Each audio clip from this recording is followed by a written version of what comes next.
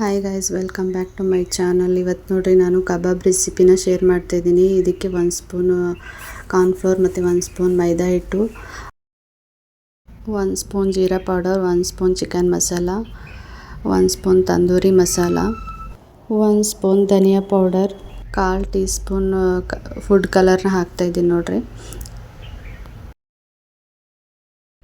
ಅದಕ್ಕೆ 1 ಸ್ಪೂನ್ ನಿಂಬೆ ರಸನ ಹಾಕ್ಕೊತಾ ಇದ್ದೀನಿ. ನೀವು ವಿನಿಗರ್ ಇದ್ದರೆ ವಿನಿಗರ್ ಕೂಡ ಯೂಸ್ ಮಾಡ್ಬೋದು. ಸ್ವಲ್ಪ ಕಸೂರಿ ಮೇಥಿ ಮತ್ತು ಎಗ್ ವೈಟ್ನ ಯೂಸ್ ಮಾಡ್ತಾಯಿದ್ದೀನಿ. ಅರ್ಧ ಸ್ಪೂನ್ ಖಾರದ ಪುಡಿನ ಹಾಕ್ತಾಯಿದ್ದೀನಿ.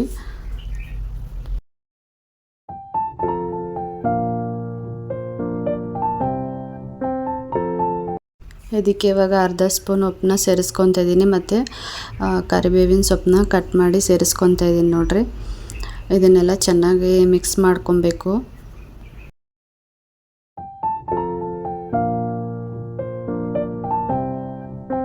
ಇವಾಗ ಚೆನ್ನಾಗಿ ಮಿಕ್ಸ್ ಮಾಡ್ಕೊಂಡಿದ್ದೀನಿ. ಇದಕ್ಕೆ ಇವಾಗ ಚಿಕನ್ನ ಸೇರಿಸ್ಕೊತಾ ಇದ್ದೀನಿ ನೋಡ್ರಿ.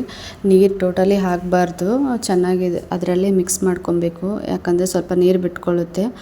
ಇವಾಗ ಲಾಸ್ಟಲ್ಲಿ ಶುಂಠಿ ಬೆಳ್ಳುಳ್ಳಿ ಪೇಸ್ಟ್ನ ಹಾಕ್ತಾಯಿದ್ದೀನಿ ನೋಡ್ರಿ. ಹಾಗೆ ಸ್ವಲ್ಪ 1 ಸ್ಪೂನ್ ಮೊಸರು ಕೂಡ ಸೇರಿಸ್ಕೊತಾ ಇದ್ದೀನಿ.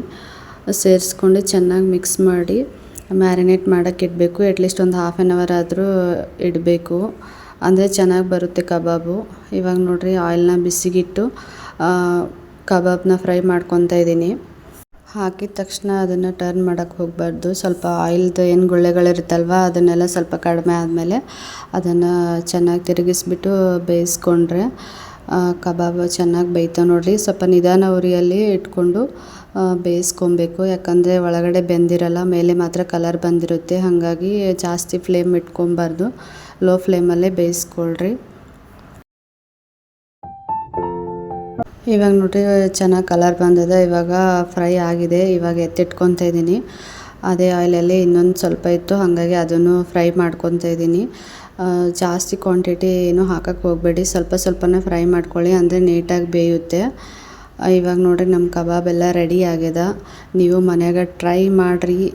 ಇದು ನಾನು ಯಾರಿಂದ ಕಲಿತೆ ಅಂದರೆ, ಇದು ನಮ್ಮ ಅತ್ತೆ ಅವ್ರ ಹಸ್ಬೆಂಡ್ ಅವರು ಚೆಫ್ ಇದ್ದಾರೆ. ಹಾಗಾಗಿ ಅವರು ತುಂಬ ಚೆನ್ನಾಗಿ ಮಾಡ್ತಾರೆ. ಹಾಗಾಗಿ ನಮ್ಮ ಮನೆ ಊರಿಗೆ ಬಂದಿದ್ದಲ್ಲ, ಹಾಗಾಗಿ ಮಾಡಿದರು. ಅದಕ್ಕೋಸ್ಕರ ನಾನು ಈ ರೆಸಿಪಿನ ಅವ್ರ ಹತ್ರ ಕಲ್ತ್ಕೊಂಡು ನೋಡಿ ನಿಮ್ಮ ಜೊತೆ ಶೇರ್ ಮಾಡ್ತಾಯಿದ್ದೀನಿ. ನಿಮಗೆ ರೆಸ್ಟೋರೆಂಟ್ ಸ್ಟೈಲಲ್ಲೇ ಬರುತ್ತೆ ಇದು. ಬೇಕಾದರೆ ಕಲರ್ ಇದೆಲ್ಲ ನೋಡ್ಬೋದು. ಚೆನ್ನಾಗಿದೆ, ನೀವು ಟ್ರೈ ಮಾಡಿರಿ ಒಂದು ಸಾರಿ. ಪರ್ಫೆಕ್ಟಾಗಿ ಬರ್ತೈತೆ ನೋಡಿರಿ. ನಿಮ್ಗೆ ಪರ್ಫೆಕ್ಟಾಗಿ ಬರಬೇಕಂದ್ರೆ ನಾನು ಏನೇನು ಇಂಗ್ರೀಡಿಯೆಂಟ್ಸ್ ಯೂಸ್ ಮಾಡಿದ್ದೀನಲ್ವ ಅದನ್ನೆಲ್ಲ ನೀವು ಕರೆಕ್ಟಾಗಿ ಯೂಸ್ ಮಾಡಿರಿ. ಒಂದು ಮಿಸ್ ಆದರೂ ಟೇಸ್ಟ್ ಎಲ್ಲ ಮಿಸ್ ಆಗಿಬಿಡುತ್ತೆ. ಹಾಗಾಗಿ ನಾನು ಏನೇನು ಬಳಸಿದ್ದೀನಲ್ವ ಅದನ್ನೆಲ್ಲ ಹಾಕಿಬಿಟ್ಟೆ ಮಾಡಿ. ನೋಡ್ತಾ ಇರ್ಬೋದು ಎಷ್ಟು ಚೆನ್ನಾಗಿ ಬಂದಿದೆ ಅಂತ. ನಾನಿವಾಗ ತೋರಿಸ್ತಾ ಇದ್ದೀನಿ ನೋಡಿರಿ, ಎಷ್ಟು ಪರ್ಫೆಕ್ಟಾಗಿ ಬಂದಿದೆ ರೆಸ್ಟೋರೆಂಟ್ ಸ್ಟೈಲಲ್ಲಿ. ನೀವು ಟ್ರೈ ಮಾಡಿರಿ ಮತ್ತು ಹೆಂಗೆ ಆಗಿದೆ ಅಂತ ಕಾಮೆಂಟ್ ಮೂಲಕ ತಿಳಿಸಿ. Thanks for watching.